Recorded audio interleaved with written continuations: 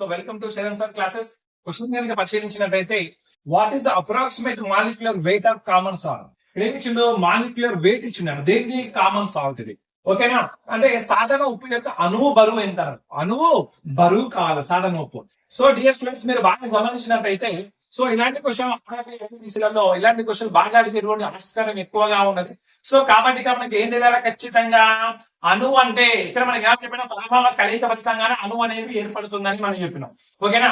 అంటే ఇక్కడ మనకు బాగా గుర్తుపెట్టిందంటే ఇక్కడ ఏమి ఇచ్చిన మనకి మనకు సాధారణ ఉప్పు అన్నాడు. మరి ఇక్కడ ఉప్పు అంటే ఇక్కడ ఏం తెలియాలి? ఇక్కడ మనకు వచ్చేసంటే NaCl సోడియం క్లోరైడ్. ఇక్కడ సోడియం క్లోరైడ్ అయినప్పుడు మనకి ఏం కావాలంటే సోడియం యొక్క పరమాణు బరువు కావాలి, క్లోరిన్ యొక్క పరమాణు బరువు కావాలి. ఓకేనా? రెండింటిని కలిపితే అణువు బరువు వస్తుంది. ఓకేనా డియర్ స్టూడెంట్స్, ఒకసారి మనం చూద్దాం. ఇక్కడ మనకు వచ్చేసి అంటే సింపుల్ వే అన్న, చాలా అంటే చాలా సింపుల్ వే.